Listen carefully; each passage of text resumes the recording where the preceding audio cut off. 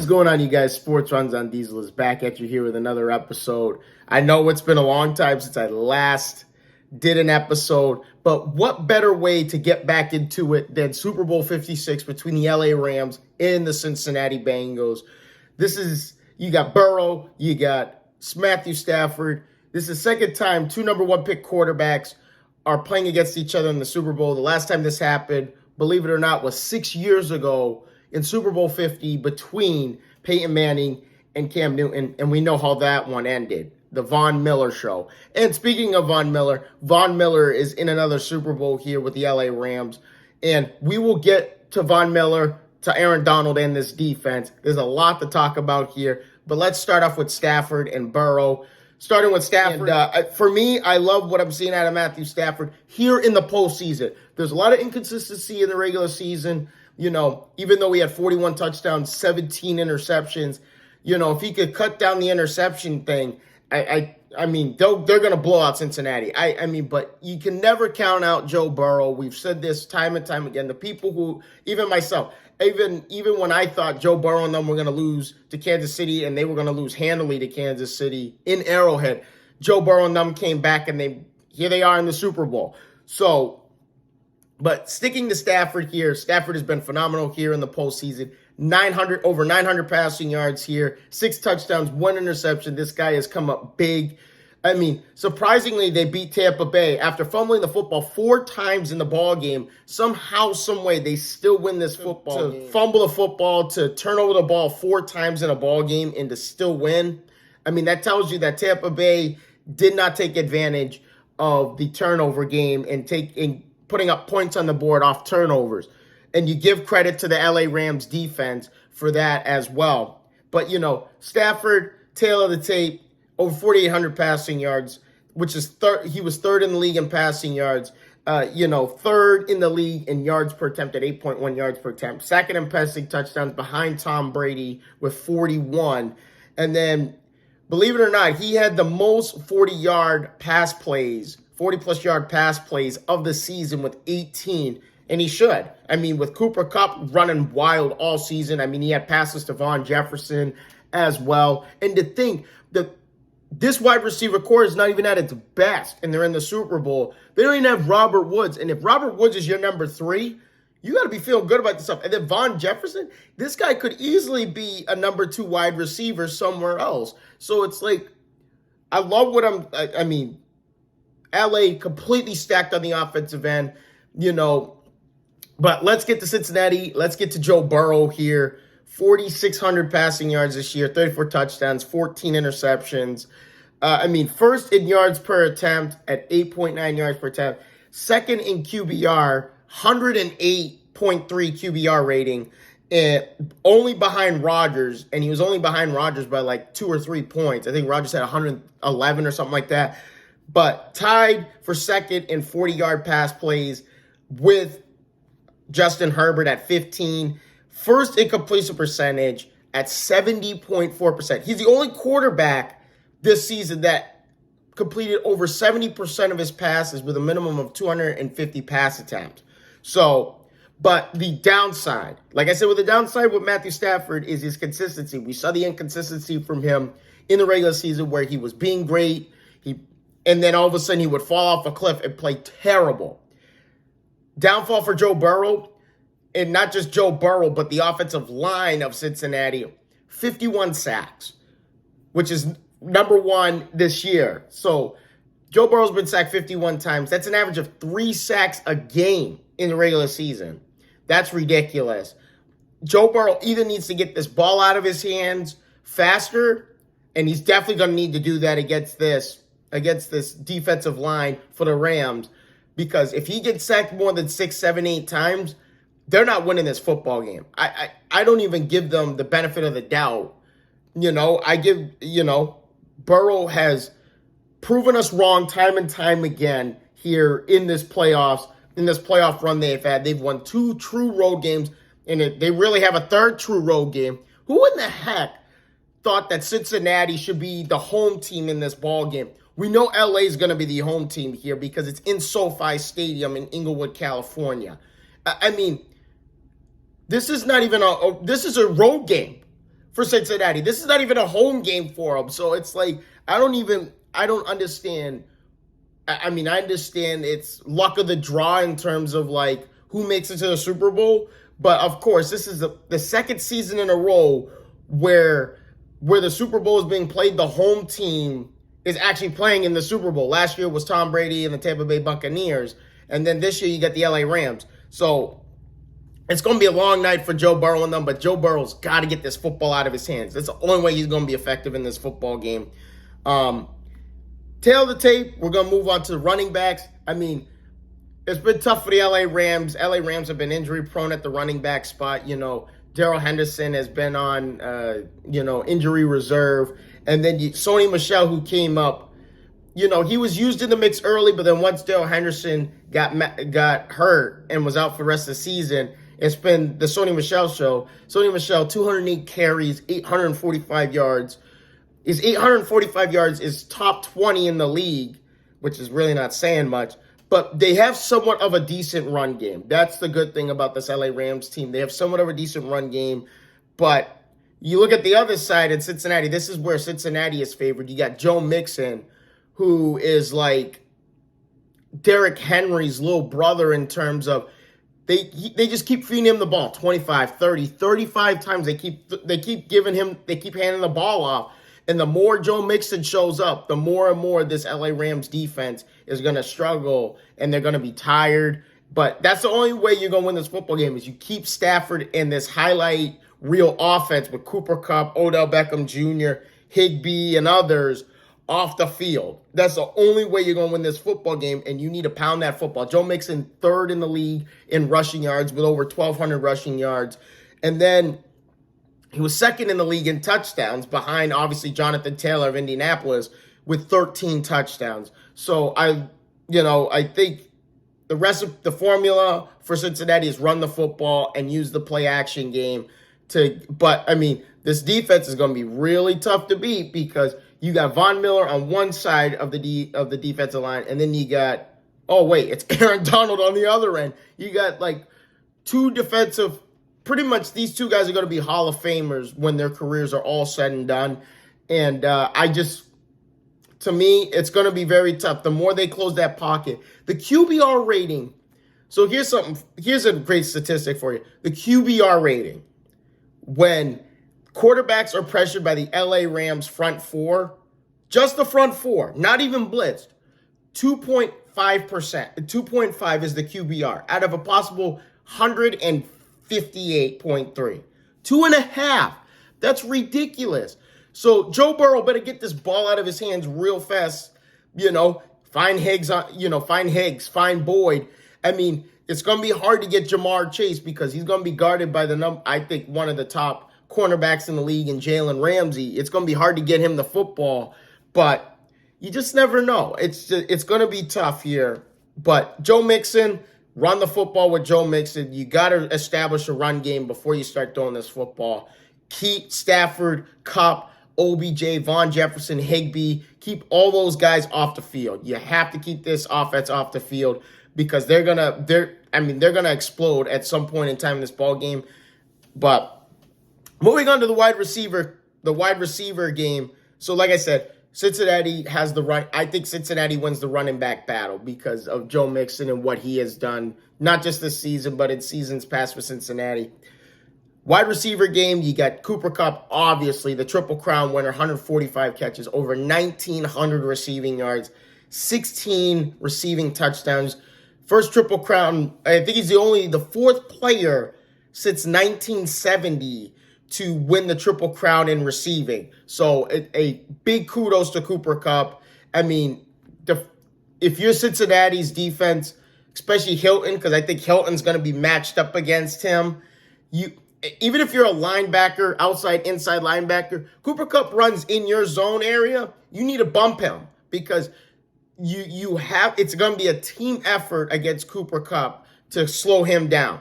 Then you got OBJ on the other side, Odell Beckham Jr., who had a rough start to the beginning of the season. Then he gets traded over to the Los Angeles Rams, and he's been great. You're starting to see some of the old Odell Beckham Jr. that we used to see in the New York Giants. I will say this, Odell Beckham Jr. the last few seasons has been overrated. I will give that. I will absolutely agree with that. He's been considered overrated because of what he did with the New York Giants, 1,000-yard receiver almost every year. And it's just, he's a little bit overrated, but I think I'm hoping he's found a little humbleness in what he's brought to the table for LA, because you see Cooper Kupp and you see what he's doing. He's coming off an ACL tear. I know Odell Beckham Jr. had an ACL tear. So it's like Cooper Kupp is by far the better receiver than Odell Beckham, but let's not sugarcoat and let's not forget what Odell Beckham brings to the table and what he does. So you got Odell, you got OBJ, you got Cooper Kupp. Like I said, there's Von Jefferson, who's a deep ball threat. You have Higbee. Higbee is considered questionable, but you know he's not going to miss this ball game for the tight end. But fully loaded. But then you look at Cincinnati's side, they're fully loaded as well with Jamar Chase, who a phenomenal season by Jamar Chase in his rookie season. Over 1,400 yards receiving, 13 touchdowns, which was third in the league. And he did all of that on 81 receptions. That's absurd. I mean, this guy's averaging 15 yards a catch practically. That's unreal. So it's like, you know, you got Jamar Chase, you got T. Higgins, who also had 1,000-yard season. He had 1,091 receiving yards, 6 touchdowns. He did that on 74 receptions. So you got two guys who average over 14 yards a catch, and they're gonna be a problem. And then you can't forget Tyler Boyd. You got CJ Uzama, who is the tight end for them. You can't forget some of these other pieces that they have. Tyler Boyd is your third wide receiver. That's ridiculous, man. They're going to be giving the ball to Tyler Boyd like crazy in this ball game, because if Jamar Chase is going to be busy with Ramsey and then T. Higgins, they're going to try and double team him but it's like Boyd's going to see a lot of targets and he's going to get a lot of receptions in this ball game, because you're going to do slant routes with him. You're going to try and get the quick downs, the quick check downs to Joe Mixon. They got to be quick because Donald and Von Miller are coming.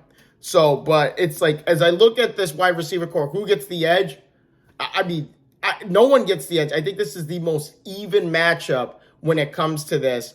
And I like what I'm seeing out of both wide receiving cores. Both teams are fully loaded in the wide receiving core game.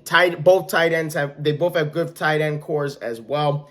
But when you look at matchups, I mean, like I said earlier, you got Cooper Kupp against Hilton. It's really not Cooper Kupp against Hilton. It's Cooper Kupp against this whole entire Cincinnati defense, especially, most importantly, the secondary. It's like linebackers have to bump him off his spot. You know, you got to be physical with Cooper Kupp. You got to get him off his game. It bothered the crap out of me when Tom Brady and them tied that ball game up against LA, and they marched right down the field. I mean, like, it was literally 2 pass plays. The second pass play was this little overhead throw to Cooper Kupp, and Cooper Kupp's wide open. Like, what the heck, guys? Like, this is the one guy that's going to burn you, and he will single-handedly win the game for the LA Rams if you let him do it. So you have to be careful with Cooper Kupp. So it's not just Hilton. I think it's the whole Bengals secondary. It's going to be a team effort to shut down Cooper Kupp. And then you got Odell Beckham you got to worry about. Oh, wait, you get the over-the-ball deep threat with Von Jefferson. Oh, wait, Higbee can get underneath stuff. It's like, there's a lot to cover, but Cooper Kupp's the guy I'd rather you get beat by Stafford throwing to OBJ all the time than you get beat because you kept letting Cooper Kupp catch the football. And back to, you know, the Cincinnati wide receiving core, like, you know, you got Jalen Ramsey against Jamar Chase. I mean, Cincinnati led the league in yards after the catch. So it's like, if you're the LA Rams defense, once they catch that football, you should be right there tackling them. You should not be trying to give them extra yards, because if you give them all this space and you play zone defense, Jamar Chase is going to burn you. T. Higgs, as tall as he is and those long legs, he's going to burn you. Tyler Boyd's quick. He's going to burn you. You know, it's like they got these very fast wide receivers, Cincinnati, and then when you got a guy as confident as Joe Burrow throwing a football, he's going to throw it. He's going to let it fly. And, so that's the one thing I think the Ram secondary needs to pay attention to is yards after the catch. Cincinnati will burn you there, and that could be a problem for LA. And then obviously the last one is, and this is the most important one, I started this one, is the Bengals offensive line against the Rams defensive line. This is going to be the biggest matchup on that, because whoever wins this battle is going to win a football game. Whoever wins is going to win a Super Bowl. The edge is to the Rams defense by far. You got Von Miller, former Super Bowl MVP with the 2.5 sacks, 2 forced fumbles, and Super Bowl 50 against Cam Newton and the Carolina Panthers. And then you got Aaron Donald, who's just an absolute freak of nature. You double team him, he finds a way to split through the double team and find ways to get to the quarterback, sack, strip, fumble. Aaron Donald, there's not enough words to describe Aaron Donald, his work ethic, and what he does on the football field to create absolute pure chaos among the offensive line.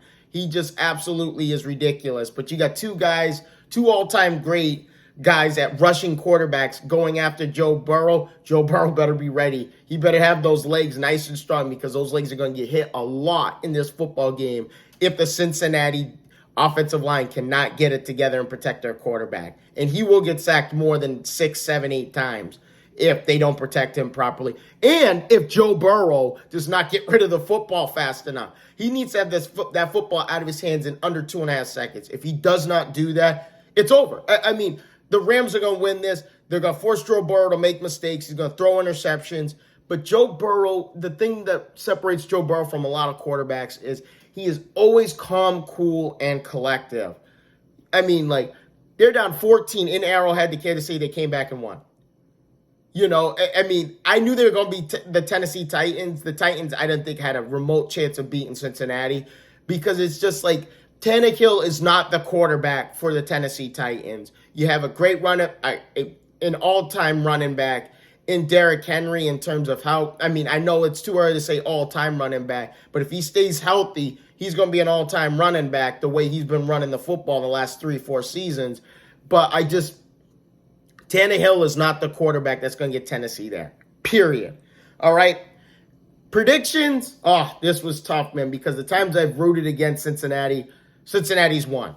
I was rooting for Cincinnati, but in my heart, I knew that the Kansas City Chiefs were going to win that football game. You're at home in Arrowhead. You should not lose this football game. And they lost again in the AFC title game at home. So last time they did that, Tom Brady in 2018 went in there and they beat him in overtime as well. But it's LA's favored by 4. LA's got a home game. This is LA's game to lose. If LA loses a football game, I have no more confidence in Matthew Stafford as a quarterback anymore.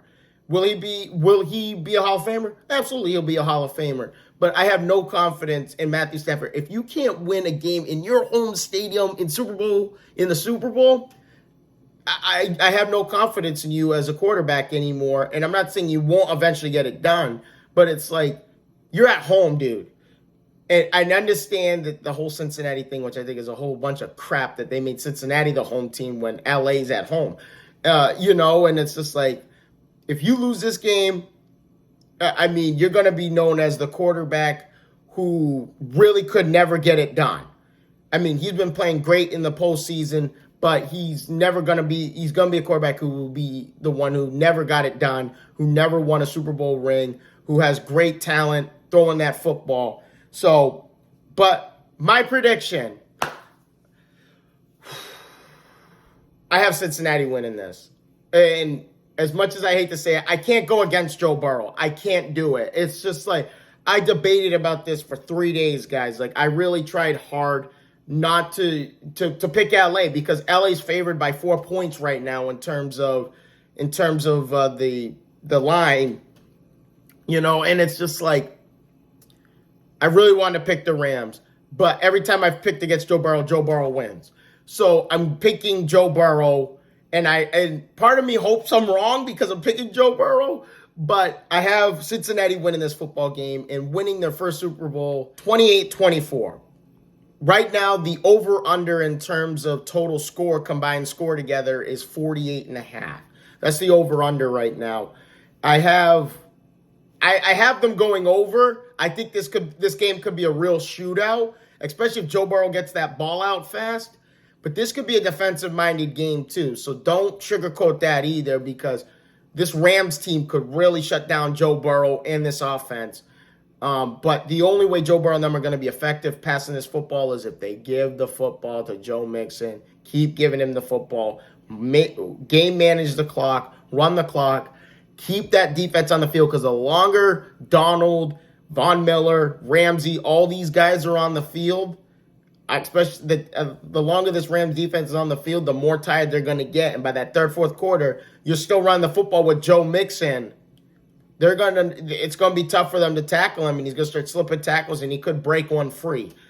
But heavy dose of run, light dose of, I would love to see Joe Burrow throw for 2-3 touchdowns, but I think if you're going to be effective, run the football. Joe Mixon should not have no less than 20 touches. So that's my whole take on this. Let me know what you guys think of who's going to win this Super Bowl. I know most people are picking LA, but when you really look at this team, I mean, when you really look at the offense and the defensive side of both teams, I mean, there's an advantage. I give the advantage to the Rams offense versus Cincinnati's defense, but Cincinnati's defense is underrated. They've been playing a lot better than you think they've been playing. You know, they forced interceptions against Patrick Mahomes. They made Ryan Tannehill at home look like he was Jay Cutler, mediocre quarterback, get paid big bucks to put up mediocre numbers. They're making some of these players look really, some of these quarterbacks and offenses look really bad. So so don't sleep on Cincinnati's defense. But once again, thank you guys again so much for your time. I know it's been a long time since I last did a video. Please stay tuned for more episodes coming up. What's going on with the LA Lakers, man? A 16-point loss at home to Milwaukee. Giannis goes off on them. Chris Middleton had a good night. Shoot, man, Grayson Allen had a good night against the Lakers. There's a formula there the formula there with that big three is not working for this LA Lakers squad. So you got that going on. Celtics trending in the right direction, leading into the All-Star break. Brooklyn's, we got the trade deadline coming up. There's so much going on in the NBA. Please stay tuned for all that stuff. If you have not already, please leave a like and subscribe to the channel if you have not done that. I appreciate all your time. Thank you guys again so much. I will see you guys all in the next one. Deuces.